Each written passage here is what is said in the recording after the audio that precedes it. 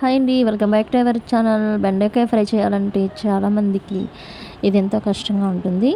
నేను చేసే టిప్స్ని పాటిస్తూ బెండకాయ ఫ్రై చేశారంటే చాలా ఈజీగా టేస్టీగా పొడి పొడిలాడుతూ బెండకాయ ఫ్రై వస్తుంది. ఎలాగో ఈ వీడియోలో చూసేద్దాం. ముందుగా కడాయిలో బెండకాయ ఫ్రైకి సరిపడా ఆయిల్ వేసుకోవాలి. అలాగే పోపుని యాడ్ చేసుకుని, పోపు వేగుతుండగా ఎండుమిర్చి, కరివేపాకును కూడా యాడ్ చేసుకుని, నేను ఈ వీడియోలో చూపిస్తున్నట్టుగా బెండకాయ ముక్కలను ఇంత చిన్నగా కట్ చేసుకుని ఉంచుకోవాలి. ఇప్పుడు ఇలా పోపులో ఈ బెండకాయ ముక్కలను యాడ్ చేసుకుని కొంచెం కొంచెం కలుపుకుంటూ ఈ బెండకాయ ముక్కల్ని ఫ్రై చేసుకోవాలి. ఇలా బెండకాయ ముక్కలు ఫ్రై చేస్తుండగా ఉప్పు వేయకూడదు.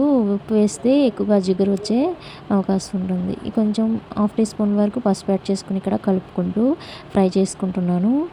చూసారు కదా ఎలా ఉందో, మొత్తం ఈవెన్గా బెండకాయ ముక్కలన్నీ కూడా ఫ్రై అయిపోయినవి. ఈ స్టేజ్లో ఉండగా మనం 2 మీడియం సైజు ఉల్లిపాయలని చిన్న చిన్న ముక్కల కింద కట్ చేసుకుని ఇందులో వేసుకోవాలి. ఇప్పుడు బెండకాయ ముక్కలు, ఉల్లిపాయ ఈవెన్గా చక్కగా ఫ్రై అయ్యేంత వరకు కలుపుకుంటూ ఈ విధంగా ఫ్రై చేసుకోవాలి. ఇప్పుడు కొంచెం సాల్ట్ వేసుకొని, అలాగే కారం తగ్గట్టుగా కారాన్ని కూడా యాడ్ చేసుకుని ఇవి రెండు బాగా కలుపుకుంటూ ఈ ఉల్లిపాయ ముక్కలు అలాగే బెండకాయ ముక్కలు బాగా ఫ్రై అయ్యేంత వరకు కలుపుకుంటూ ఫ్రై చేసుకోవాలి.